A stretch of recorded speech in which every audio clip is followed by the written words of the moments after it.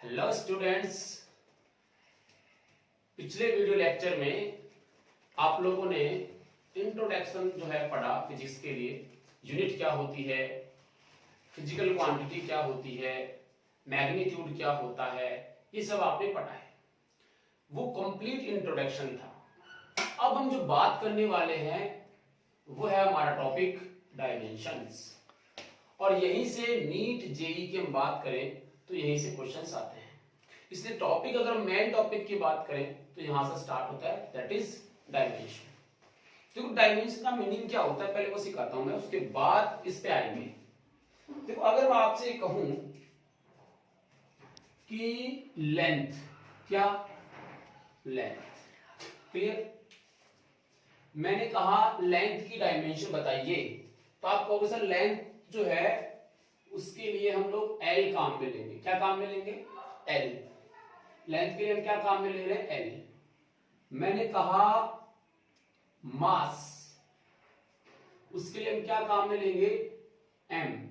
और मैंने कहा टाइम, इसमें हम क्या काम में ले रहे हैं? टी। थोड़ा सा ध्यान देना भी, आपको समझ में आएगा डायमेंशन का मीनिंग क्या होता है। तो डायमेंशन एक्चुअल में होती क्या है? फंडामेंटल क्वांटिटीज के ऊपर जो पावर्स लिखी जाती है, फंडामेंटल क्वांटिटीज के ऊपर जो पावर लिखी जाती है डिराइव्ड फिजिकल क्वांटिटी को रिप्रेजेंट करने के लिए, फंडामेंटल क्वांटिटीज के ऊपर जो पावर लिखी जाती है किसके लिए? डिराइव्ड फिजिकल क्वांटिटी को रिप्रेजेंट करने के लिए, उनको हम लोग डायमेंशन कहते हैं। किसकी डायमेंशन होती है? फिजिकल क्वांटिटी की डायमेंशंस। देखो इसको आप देखो तो the dimension of physical quantity are the powers to which the base quantities, base quantities का मतलब क्या होगा? Fundamental quantities are raise to represent that quantity. किसी भी फिजिकल क्वांटिटी की डायमेंशन निकले के लिए हम उसको फंडामेंटल की फॉर्म में चेंज करते हैं। और फंडामेंटल कौन कौन है? लेंथ, मास, टाइम। ये तो मैकेनिक्स में है। वैसे आपको पता है कि फंडामेंटल टोटल कितनी है? 7, जो हमने ऐसा यूनिट पढ़ी है। तो इनको लिखने का तरीका होता है, लेंथ को लिखा जाता है एल, मास को लिखा जाता है एम, और टाइम को लिखा जाता है टी। ठीक है। अब डायमेंशन लिखते कैसे हैं मैं बता दूं। देखो डायमेंशन इक्वेशन, डायमेंशनल इक्वेशन लिखने का तरीका होता है, एक बड़ा ब्रैकेट बनाइए, बड़ा ब्रैकेट बनाइए, उस बड़े ब्रैकेट के अंदर, उस बड़े ब्रैकेट के अंदर आप फंडामेंटल फिजिकल क्वांटिटीज को लिखिए, जैसे मास, लेंथ, टाइम, मास, लेंथ, टाइम। ठीक है। ये किसमें आती हैं? मैकेनिक्स में मास, लेंथ और टाइम लिखी जाती है। इनकी जो पावर्स हैं, जैसे मान लो इसकी पावर ए है, इसकी पावर बी है, इसकी पावर सी है, इसकी पावर कितनी है? सी है। तो यहां जो ए, बी और सी होंगे इनको हम क्या बोलते हैं? डायमेंशंस। इनको हम क्या बोलते हैं? डायमेंशंस बोलते हैं। और लिखने का तरीका हमेशा एमएलटी ही होता है। ठीक। इसके अलावा आप याद कीजिए 4 और रह गई अभी। ये 3 तो थी हमारे पास किसमें? मैकेनिक्स में। फिर हमने ऐसे सिस्टम में कितनी फंडामेंटल क्वांटिटी देखी? 7। तो 7 में 3 ये है, तो आपकी 4 और कौन कौन सी हो सकती हैं? तो आंसर है एम्पियर, केल्विन, और आपका कैंडेला और मोल। तो इन 3 के साथ में वो भी आ सकती हैं। कौन कौन? एम्पियर, केल्विन, कैंडेला और मोल। केल्विन की जगह कभी कभी आपको किसी दूसरी बुक में थीटा भी बोला जाएगा, यानी टेम्परेचर को अगर वो थीटा की फॉर्म में लिखेगा तो आप थीटा मान लेंगे, अदरवाइज क्या मान लेंगे? केल्विन मान लेंगे। ठीक है। अब ये सब चीजें कैसे काम करते हैं इसको देखो। लेंथ को मैंने लिखा L, तो क्या अगर इसका मैं डायमेंशनल फॉर्मूला लिखूं तो मैं लिखूंगा m0 L1 T0। ये इसका करेक्ट आंसर है। फिर से लेंथ को मैंने क्या लिखा? m0 L1 T0। अब हमसे कहा गया कि लेंथ की डायमेंशन बताइए, तो आप क्या बताओगे? m0 L1 T0? नहीं, ये सही नहीं है बोलने का तरीका। ये एक्चुअल में लेंथ में मास की डायमेंशन 0 है, क्योंकि लेंथ में मास से कोई मतलब नहीं है। तो लेंथ में मास की डायमेंशन कितनी है 0, टाइम की डायमेंशन कितनी है 0, और लेंथ में एल की डायमेंशन कितनी है 1। ये इसका बोलने का तरीका होता है। तो डायमेंशन ऑफ लेंथ जो है इसमें मास 0 है और टाइम भी 0 है, तो केवल लेंथ में इसकी डायमेंशन मिलती है, दैट इज L1। मास की बात करें तो आप देखो m 1 होगा, L 0 होगा और T भी 0 होगा। इसका क्या मतलब हुआ कि मास में मास की डायमेंशन कितनी 1, बट मास में लेंथ की डायमेंशन कितनी 0, टाइम की डायमेंशन भी कितनी 0। ऐसे ही m0, L0 और T1, यहां से आपको समझ में आ रहा होगा कि मास की 0 है, लेंथ की 0 है, बट टाइम की कितनी है 1। तो लेंथ टाइम के लिए जो है वो कितनी पावर्स आ रही है 1 आ रही है, उसकी डायमेंशन कितनी हो गई 1। ठीक है, तो ये लिखने का प्रोसीजर होता है। क्या लिखने का प्रोसीजर होता है? डायमेंशन लिखने का प्रोसीजर होता है। ठीक है, अब मैं आपसे कुछ बातें करता हूं और हम लोग डायमेंशन लिखते हैं, आप इस चीज को समझ पाओगे। जैसे देखो, मैंने कहा डिस्प्लेसमेंट, डिस्प्लेसमेंट, राइट? डिस्प्लेसमेंट सब जानते हैं।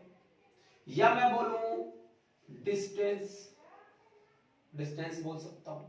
डिस्प्लेसमेंट बोला मैंने, डिस्टेंस बोला, क्या ये सभी लेंथ है? क्या ये सभी लेंथ है? सभी लेंथ है। अगर सभी लेंथ है तो इन सब की डायमेंशन क्या होने वाली है? m0, L1, T0, m0, L1, T0। और देखो, जैसे मान लो मैंने लिखा एरिया, एरिया, एरिया क्या होता है? Length into breadth, length into breadth, side into side हो गया। तो आप देखेंगे ये भी लेंथ होगी, ये भी क्या होगा? लेंथ होगा। तो क्या इसके लिए हमें ऐसा लिखना चाहिए, मास का कोई रोल नहीं है एरिया में, तो एरिया की डायमेंशन में मास की डायमेंशन कितनी है 0। तो डायमेंशन ऑफ एरिया के अंदर dimension in mass 0, dimension in length, इसकी पावर देखो, ये भी लेंथ, ये भी लेंथ, कितना हुआ? लेंथ का स्क्वायर हो जाएगा, पावर ऐड हो जाएगी। ठीक है ना? L इंटू L तो कितना हुआ? स्क्वायर, और T कितना? 0।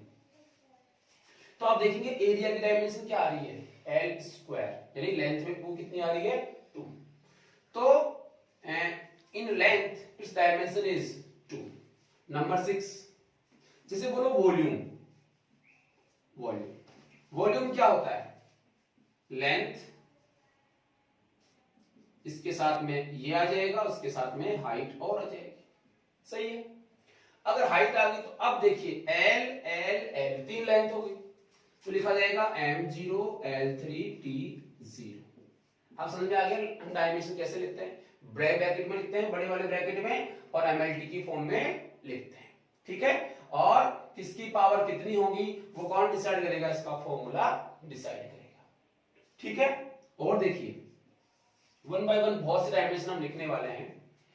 हमने लिखा वॉल्यूम आ गया, डिस्प्लेसमेंट आ गया, स्पीड, स्पीड, स्पीड का फॉर्मूला क्या होता है? याद है आपको? Distance upon time, distance upon time. Distance basically क्या होती है? लेंथ, तो क्या लिखा जाएगा? L। नीचे क्या आएगा? टाइम के लिए क्या लिखा जाता है? T। बट हमें लिखना कैसा होता है? MLT की फॉर्म। कैसा लिखना होता है? MLT की फॉर्म में। तो कैसा लिखा जाएगा? देखो m है क्या यहाँ पे? नहीं है, तो लिखना क्या है? m की पावर 0। n है क्या? है L 1 है। t कितना है? नीचे कितना है? 1, ऊपर आएगा तो कितना होगा? -1, right? So this is the dimension of speed. Speed की डायमेंशन m0, L1, t -1, यानी स्पीड में लेंथ की डायमेंशन कितनी? 1, और टाइम की डायमेंशन कितनी? -1। ये इसका मीनिंग होता है। अब मैं आपसे कहूंगी सर वेलोसिटी, अब वेलोसिटी की डायमेंशन क्या होगी? वेलोसिटी पता है क्या होता है? Displacement, displacement upon time, displacement upon time interval आता है। डिस्प्लेसमेंट तो ऑलरेडी क्या होता है? L, और टाइम क्या होता है? T। तो देखिए क्या बनेगा m0l1t-1। अब आप इन दोनों को देखिए जरा, क्या दोनों डायमेंशन सेम हैं? यस। बट क्वांटिटी देखिए, फिजिकल क्वांटिटी एक है स्पीड और एक क्या है? वेलोसिटी। तो क्या इसका ये मतलब हुआ कि डायमेंशन अगर सेम है, इसका मतलब कोई जरूरी नहीं कि क्वांटिटी सेम हो।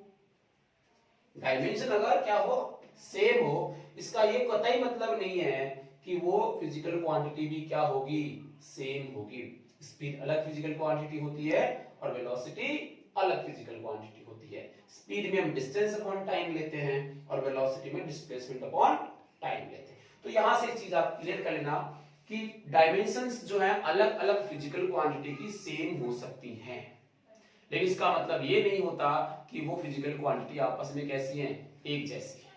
क्लियर हो गई बात? ठीक है। तो 7 हमने ये लिखा। और देखो लिखने वाले हैं, बहुत लिखने वाले हैं आज, और ये सब आपको याद होनी चाहिए। सर इतनी याद कैसे होंगी? तो याद करने का तरीका मैं बताऊंगा। पूरी याद नहीं हो सकती है, लेकिन फॉर्मूले से हम सबको निकाल सकते हैं। 8 मैंने मान लो लिखा एक्सेलरेशन। एक्सेलरेशन याद, एक्सेलरेशन का फॉर्मूला क्या होता है? एक्सेलरेशन होता है, जिनको नहीं पता, change in velocity, change in velocity upon time interval, time interval, change in velocity. आप देखिए पहला वेलोसिटी 25 थी, बाद में वेलोसिटी 50 हो गई, अब कितनी रह गई? 25, लेकिन बची तो वेलोसिटी ना। इसका मतलब ऊपर क्या आएगी? वेलोसिटी, और नीचे क्या आएगा? टाइम। तो अगर मुझे वेलोसिटी की डायमेंशन पता है, ये रही वेलोसिटी की डायमेंशन, ये रही m0l1t-1 अपॉन टाइम की डायमेंशन क्या होगी? t। इसको आप जब लिखोगे किसकी फॉर्म में? mlt की फॉर्म में, m0l1t-2, ये ऊपर चला जाएगा, -1 कितना हो जाएगा? -2। ठीक है, तो ये आपका हो जाएगा एक्सेलरेशन की डायमेंशन। क्लियर हो गई बात? चलो अब आगे चलते हैं। नंबर 9, मान लो हमसे पूछा गया फोर्स की डायमेंशन क्या होगी? फोर्स, फोर्स का यूनिट क्या होता है? न्यूटन। तो फोर्स की बात करो या फिर न्यूटन की बात, दोनों की डायमेंशन सेम बोली जाएगी। तो आपको दुनिया में जो फॉर्मूला फोर्स का याद है उससे निकल जाएगा। फोर्स का फॉर्मूला आपको कौन सा याद है? F is equal to m, F is equal to ma। m क्या है? मास। m क्या है? मास। और a क्या है? Acceleration. So dimension of F is equal to dimension of mass into dimension of acceleration. ये इसको लिखने का तरीका होता है। So dimension of mass m और डायमेंशन ऑफ एक्सेलरेशन देखिए जरा। अब मैं इसको एक तरीका और बताता हूं। m0 है, आपने याद रखने के लिए लिख सकते हो डायरेक्ट lt-2। lt-2 मींस इसकी पावर तो 1 है, इसको बोलने की कोई जरूरत नहीं है। तो lt-2, तो आपने लिखा यहां तो m और यहां लिखा lt-2। वो सेल्फ अंडरस्टूड है कि m की पावर कितनी है? 0। अब देखो कितना बना? m l-t-2, दोनों को मल्टीप्लाई कर दिया, m l-t-2। ये किसकी आई? फोर्स की डायमेंशन। Very important, mlt-2। ठीक है, और देखिए जैसे मान लो वर्क, वर्क या फिर जूल, वर्क या फिर जूल, इसकी डायमेंशन क्या होगी? तो जो भी वर्क का आपको फॉर्मूला आता है, कौन सा फॉर्मूला आता है आपको? W is equal to force into displacement, force into displacement किसका फॉर्मूला होता है? वर्क का फॉर्मूला होता है। सो फोर्स का क्या होगा? mlt-2 इंटू डिस्प्लेसमेंट की क्या होती है? L। डिस्प्लेसमेंट की क्या होती है? L। सही है, अभी हमने निकाला है। और फोर्स की मैंने अभी यहां से निकाली, ये रख दी है। अब देखो आपके पास आंसर क्या आएगा? m, L की पावर यहां कितनी है? 1, और यहां भी कितनी है? 1। दोनों का बेस कैसा है? सेम, तो इसकी पावर्स क्या हो जाएंगी? ऐड हो जाएंगी। तो एक पावर ये है और एक पावर ये है, कितनी हो गई? 2, t-2। समझ आया? तो जूल बोल दो, वर्क बोल दो, उसकी यूनिट जो है पावर्स ये आएंगी। अब आपके पास जैसे जैसे आप फिजिक्स में नई नई फिजिकल क्वांटिटीज पढ़ेंगे, उन सब की डायमेंशंस आपको याद होनी चाहिए। बट इतने डायमेंशंस जो है एक साथ याद रहना पॉसिबल नहीं है, इसलिए सबकी निकालनी आनी चाहिए। क्लास 11th के बच्चे जो है इनको बारे में जानते हैं। कुछ अब मैं नई फिजिकल क्वांटिटीज लेने वाला हूं जिनके बारे में हो सकता है 11th क्लास के बच्चों को नहीं पता हो, बट टारगेट वाले सब जानते हैं। उसके अगर देख रहे होंगे तो उस बात को समझ पाएंगे। ठीक है ना? तो फटाफट आप ये 10 तो लिख लीजिए, फिर मैं और लिखवाता हूं आपको। नंबर 11 ले रहा हूं मैं आपका एनर्जी की डायमेंशंस निकाल। ठीक है? अब एनर्जी की अगर हम बात करें तो एक्चुअल में वर्क डन ही एनर्जी होता है। वर्क डन ही क्या होता है? एनर्जी। तो वर्क की डायमेंशन क्या है? ml2 t-2 भी आपने निकाली, वही किसकी होंगी? एनर्जी की। ठीक है? दूसरा तरीका और बताता हूं। देखो, आपको जो भी फॉर्मूला याद है, जो फॉर्मूला है XYZ एनर्जी का, जो फॉर्मूला आपको याद है, उससे आप क्या निकाल सकते हैं? डायमेंशन निकाल सकते हैं। जैसे देखो, एक तो होती है काइनेटिक एनर्जी और एक होती है potential energy. Kinetic energy and potential energy. क्या आपको पता है काइनेटिक एनर्जी हाफ mv² होती है फॉर्मूला, और potential energy at height h होता है mgh। h हाइट पे पोटेंशियल एनर्जी कितनी होती है? mgh।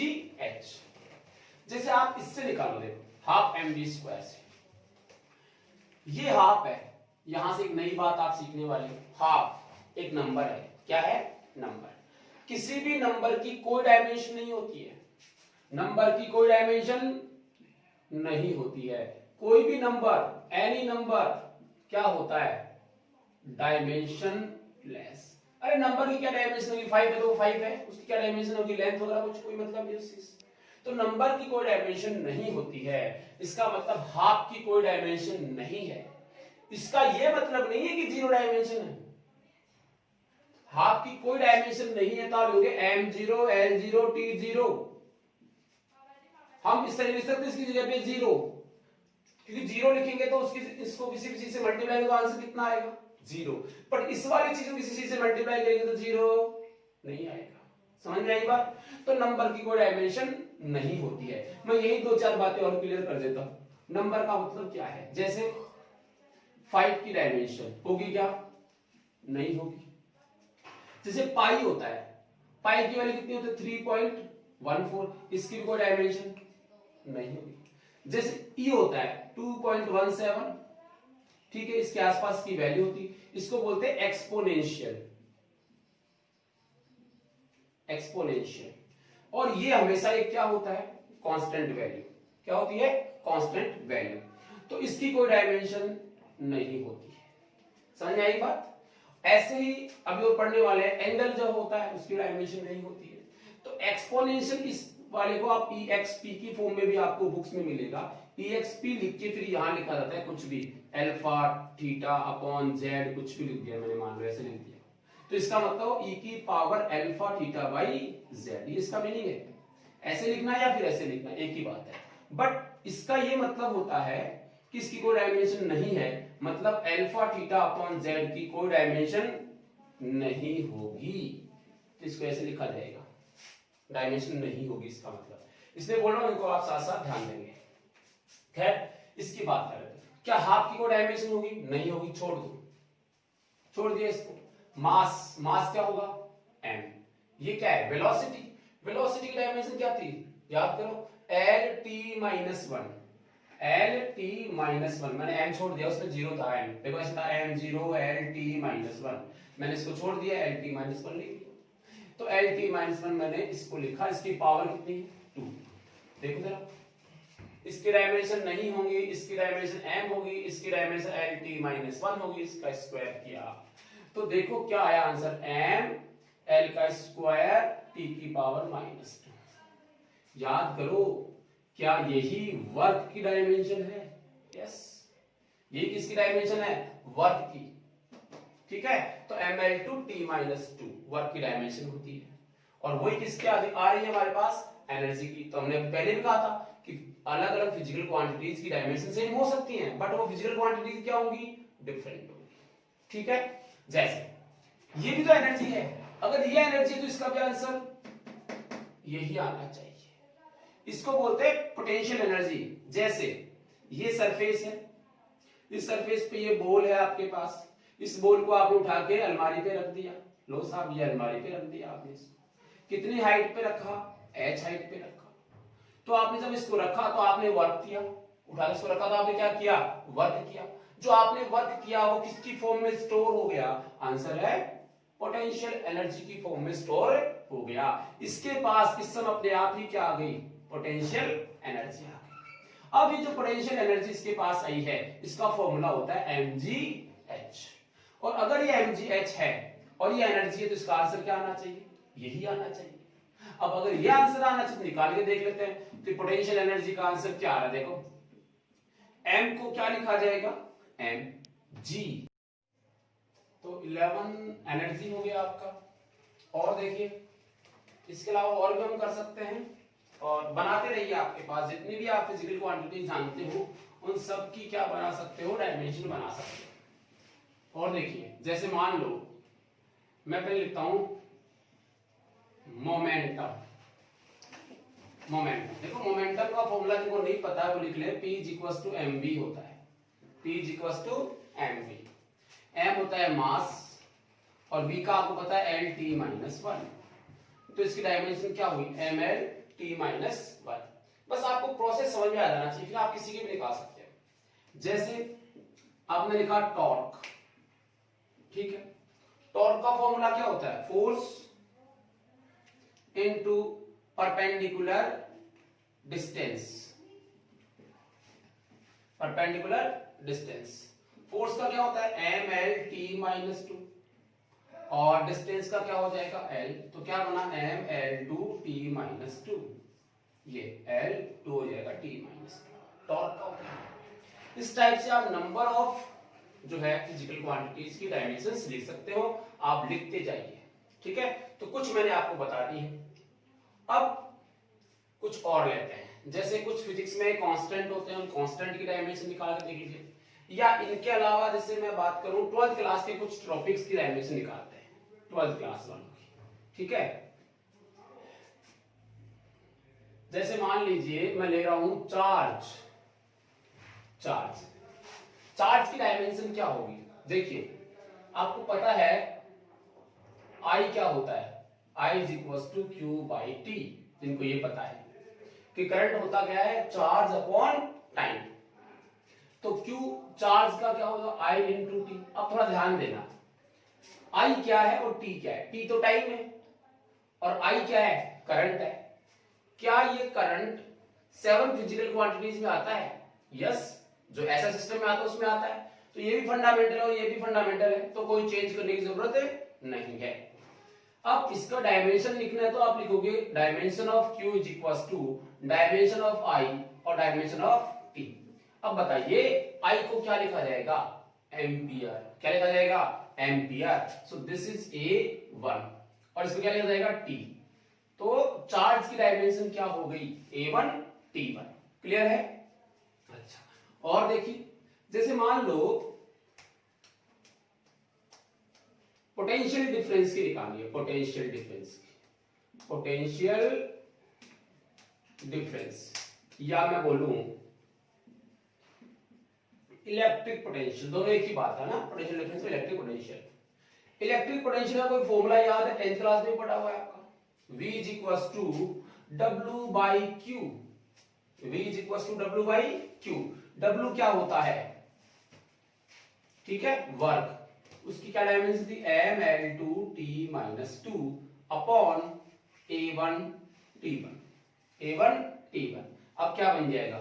mL2T-3 और A-1। देखो, अब इधर तो हम लिख रहे थे केवल mLT की फॉर्म में और इधर हमारे पास A-1 और आ गया। ये और ऐड हो जाएगा, ठीक है। ऐसे जो भी कुछ होगा वो सब ऐड करते जाएंगे। तो मैं आपसे एक बात कह दूं, अगर आपको 5 डायमेंशंस लर्न है, अगर आपको 5 डायमेंशन लर्न है तो आप लगभग सबकी डायमेंशन निकाल सकते हैं। कौन कौन सी? एक तो होनी चाहिए किसकी? वेलोसिटी की, याद कर ले एल टी माइनस वन। एक एक्सेलरेशन की, याद कर ले एल टी माइनस टू। देखो एकदम सीरीज में लिख रहा हूं, L T minus one, L T minus two. एक होनी चाहिए फोर्स की, M L T minus two. एक होनी चाहिए वर्क की, M L two T minus two. और एक होनी चाहिए चार्ज की। तो ऑलमोस्ट आप ये सभी डायमेंशंस निकाल सकते हो, A1 और A1। देख लो आपने पोटेंशियल की निकाली तो उसमें क्या आ गया? वर्क, यहां से उठा के यहां रखा। और क्या आ गया? चार्ज, यहां से उठा के यहां रखा। ठीक है, तो ये 5 आपको याद होनी चाहिए, उसके बाद आप सॉल्व कर सकते हैं। ठीक है, पोटेंशियल का निकाल लिया। क्या ये पोटेंशियल की डायमेंशन अगर आपको याद है, मैं आपसे कहूं रेजिस्टेंस की डायमेंशन बताइए। एक्स वाई जेड कोई भी फिजिकल क्वांटिटी हो, आपको बिल्कुल भी घबराने की जरूरत नहीं है। आपको जनरली बस वो फॉर्मूला आना चाहिए। जैसे मैं मान लीजिए निकाल रहा हूं रेजिस्टेंस की, रेजिस्टेंस की आपको डायमेंशन निकालनी। अब साहब रेजिस्टेंस का कौन सा फॉर्मूला आपको याद है? याद करो याद करो। रेजिस्टेंस का फॉर्मूला क्लास 10th में पढ़ा, कौन सा? Ohm's law. कौन सा? Ohm's law. So Ohm's law में हमने क्या पढ़ा है? V is equals to IR. V is equals to IR. So R is equals to V upon I होगा कि नहीं होगा? R is equals to क्या होगा? V upon I. अब आप देखो, क्या V की डायमेंशन आपको पता है? यस। क्या I की डायमेंशन आप जानते हैं? यस, A होती है। तो आपने करना क्या है? M L2 T minus 3 A minus 1 किसकी डायमेंशन है? V की। अपॉन में क्या करना है? करंट की, A1। तो क्या बना? ML2 T minus 2 3 और A minus 2। ये किसकी डायमेंशन आ जाएगी? रेजिस्टेंस। नंबर ऑफ डायमेंशंस आप निकाल सकते हो। क्लियर हो गई बात? ठीक है। अब फिजिक्स में कुछ कांस्टेंट है, उनकी हम डायमेंशन निकाल लेते हैं और कुछ ऐसी चीज देखते हैं जो डायमेंशन लेस होती है। ठीक है, डायमेंशन लेस फिजिकल क्वांटिटीज भी होती हैं। जैसे मैं नंबर 16 तो हो गया था आपका, 17। ठीक है, ये मैं ले रहा हूं dimension less quantity. Dimension less quantity याद कीजिए, अगर कोई भी रेशियो है, क्या है? रेशियो किसका? Same physical quantity, ratio of same physical quantity हमेशा क्या होगा? Dimension less. कैसा होगा? Dimension less. जैसे ध्यान देना, मैं बताता हूं, ट्रिग्नोमेट्री फंक्शन होते हैं हमारे, ट्रिग्नोमेट्री फंक्शन। ट्रिग्नोमेट्री फंक्शन कौन सी? जैसे मान लो साइन थीटा है, कोस थीटा है, टेन थीटा है, एक्सेट्रा। ठीक है, इन सब का फॉर्मूला क्या? इसका फॉर्मूला क्या होता है? साइन थीटा का फॉर्मूला क्या बनेगा? Perpendicular upon hypotenuse. Perpendicular upon hypotenuse. इसका क्या होगा? Base upon hypotenuse. और यहां परपेंडिकुलर अपॉन बेस। आप देखेंगे perpendicular is kind of length and hypotenuse is also kind of length. So ये भी लेंथ और ये भी लेंथ, लेंथ से लेंथ क्या हो जाएगा? कैंसिल हो जाएगा। बचा क्या? 1। 1 की डायमेंशन होती है क्या? नहीं होती। इसलिए ट्रिग्नोमेट्रिक फंक्शन जो हैं वो सब क्या होंगे? Dimension less. क्या होंगे? Dimension less. जैसे मैंने लिखा sine omega T minus theta, ये एक्चुअल में क्या होगा? Dimension less. मतलब हम लिखेंगे m0 l0 और t0, ये डायमेंशन लेस होगा। क्लियर होगी बात? और ये डायमेंशन लेस होगा तो हम लिखेंगे ओमेगा टी माइनस थीटा भी क्या होगा? Dimension less. याद रखिए इस बात को। तो ट्रिग्नोमेट्रिक फंक्शंस डायमेंशन लेस होते हैं। या कोई भी कांस्टेंट, मैंने ई बोला, जैसे लोग होता है, लोग बेस ई वाला, ये भी कैसा होता है? डायमेंशन लेस होता है। क्लियर? चलिए और देखिए डायमेंशन लेस क्यों बताता हूं आपको। जैसे ट्रिग्नोमेट्रिक फंक्शन हो गया।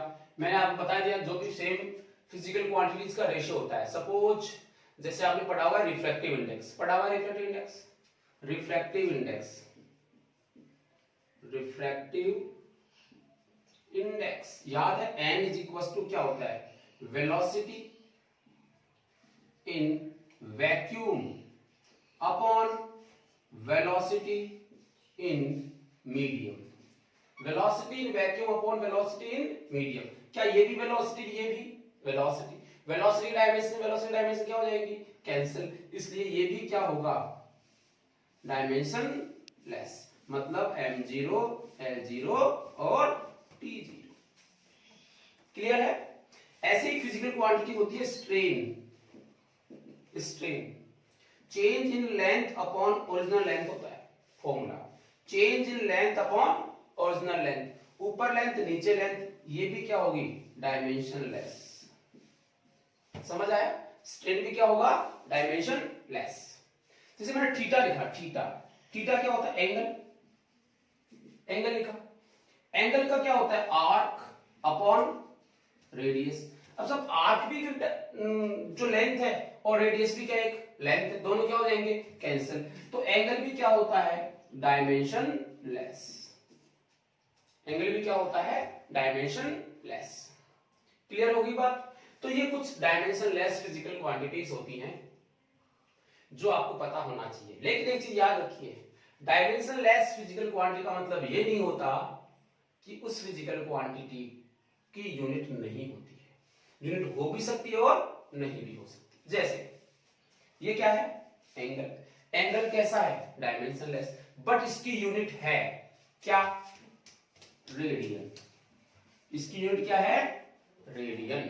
क्लियर होगी बात। दूसरी बात देखिए, अगर मैं स्ट्रेन की बात करूं, स्ट्रेन की बात करूं, स्ट्रेन की डायमेंशन है क्या, नहीं, ये भी डायमेंशन लेस है, और इसके अंदर ये यूनिट लेस भी है, इसकी कोई यूनिट नहीं होती। लेंथ की यूनिट क्या होती है, मीटर, इसकी यूनिट भी क्या होगी, मीटर, दोनों लेंथ है, मीटर से मीटर क्या हो जाएगा, कैंसिल, तो इसकी यूनिट नहीं होगी, साथ साथ क्या नहीं होगी, डायमेंशन। बट इसमें देखो, इसकी डायमेंशन नहीं, डायमेंशन लेस तो है बट यूनिट लेस नहीं है। बात क्लियर हुई। तो ये कुछ थे हमारे पास जो डायमेंशन लेस फिजिकल क्वांटिटीज होती हैं। क्लियर है। अब हम लेने वाले हैं फिजिक्स में कुछ कांस्टेंट, इसको उतार लो फटाफट। तो कुछ हम लोग डायमेंशंस की फिजिक्स में जो कांस्टेंट हैं उन फिजिकल कांस्टेंट की डायमेंशंस में निकाल के देखते हैं, ठीक है, और वो कैसे निकलेगी ध्यान देना। कांस्टेंट्स, फिजिकल कांस्टेंट्स की हम लोग डायमेंशन निकाल रहे हैं। जैसे देखो, नंबर 1 कुछ एग्जांपल्स, यूनिवर्सल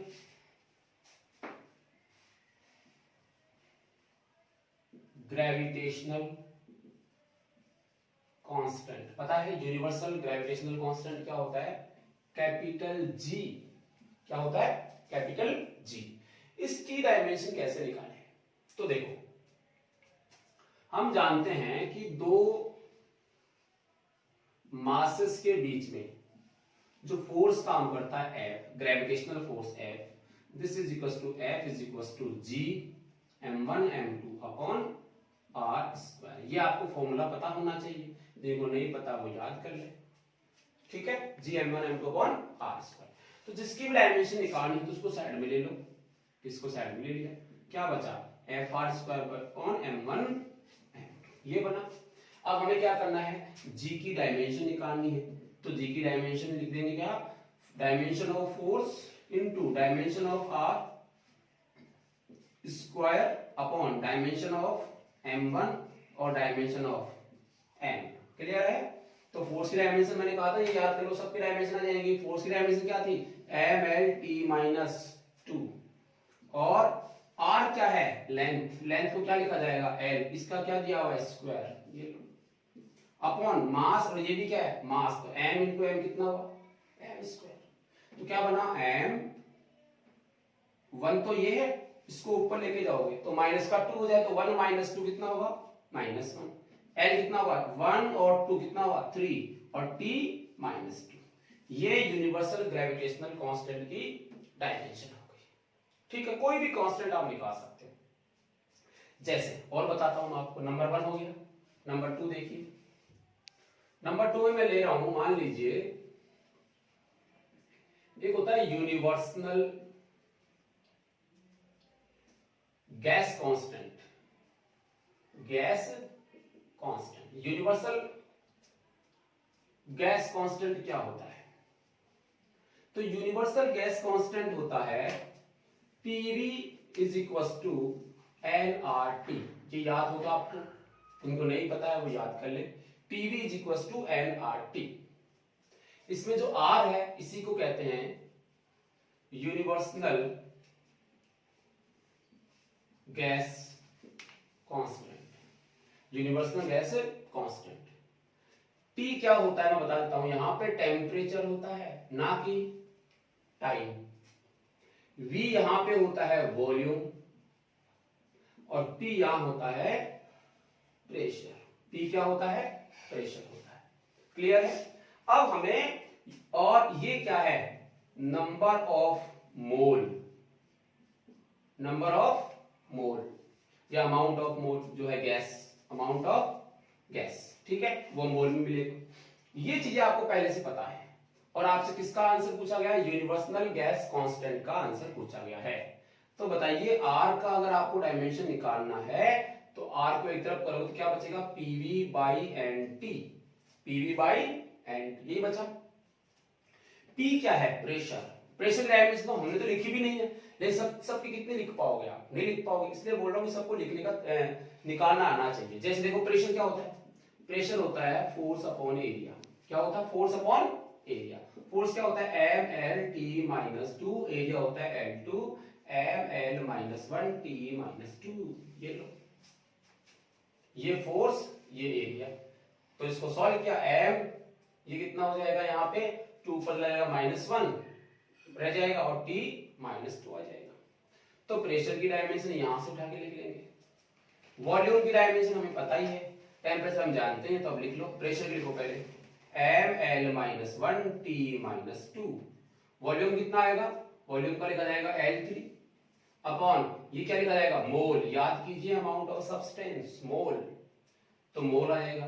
और ये टेम्परेचर को क्या लिखेंगे? केल्विन से या फिर थीटा से। तो कुछ जगह केल्विन मिलेगा, कुछ जगह पे थीटा मिलेगा। ये अब देखो इसका क्या बना डायमेंशन, एम एल -1 और 3 कितना बचा? +2 L2। टी कितना? -2। के कितना? -1, ऊपर ले जाएंगे तो, और मोल भी कितना? -1। ये इसकी डायमेंशन बनेगी यूनिवर्सल गैस कांस्टेंट की। क्लियर है? चलिए लिख लीजिए इसको भी। और देखो number 3, Planck constant. Planck's constant important है। प्लैंक कांस्टेंट एक्चुअली में होता क्या है? एक फॉर्मूला होता है E = h न्यू। न्यू यहाँ पे क्या है? फ्रीक्वेंसी। आप इसको फ्रीक्वेंसी बोला करो, मैं न्यू बोलता हूं, आप h f लिख सकते हो, जो आप समझ में आया आपको वैसे आप कर सकते हो, h न्यू। और h को क्या बोलते हैं? प्लैंक कांस्टेंट बोलते हैं। E क्या होती है? एनर्जी। तो प्लैंक कांस्टेंट की निकालनी तो हम बोलेंगे E upon frequency. E upon frequency. Frequency की डायमेंशन क्या होती है? हमने तो लिखा भी नहीं है, बट याद करो। फ्रीक्वेंसी होती है 1 अपॉन टाइम पीरियड। फ्रीक्वेंसी क्या होती है? 1 अपॉन टाइम पीरियड होता है। इन दोनों एक दूसरे के रेसिप्रोकल होते हैं। तो इसका मतलब फ्रीक्वेंसी की डायमेंशन हुई t-1। m तो s में है नहीं, l भी नहीं है, t की पावर -1 हो जाएगी। तो ये फ्रीक्वेंसी की डायमेंशन होगी। एनर्जी की डायमेंशन हमें पता है, ml2 t-2 होता है। डिवाइड कर दो किससे? t-1 से। तो कितना आएगा? ml2t, ये जाएगा ऊपर, -1 रह जाएगा। ये किसका हो जाएगा? प्लैंक कांस्टेंट की डायमेंशंस। तो आप कितने भी कांस्टेंट्स की जो है डायमेंशन निकाल सकते हैं। जैसे एक होता है आपका coefficient of viscosity. Coefficient of viscosity, इसकी भी लिख के बता देता हूं मैं आपको। तो नंबर ऑफ डायमेंशंस हैं, आप कितनी बोर्ड पे लिखोगे? सब आपके पास बुक्स हैं, मैंने आपको बता दिया है कि डायमेंशन निकालते कैसे हैं। सबकी याद होनी चाहिए, याद सबकी हो नहीं सकती तो कम से कम निकालना आना चाहिए। कम से कम अगर 5 डायमेंशन आपको आते तो सबके निकाल सकते हैं। ठीक है, तो हम बात कर रहे थे किसकी, कोफिशिएंट ऑफ विस्कोसिटी, इसको बोलते हैं ग्रीक लेटर ईटा। क्या बोलते हैं, ईटा। इसका फॉर्मूला होता है F = 6 पाई ईटा आर बी। तो ईटा का फॉर्मूला होगा F/6 पाई आर बी। यहां v होती है वेलोसिटी, r होता है रेडियस।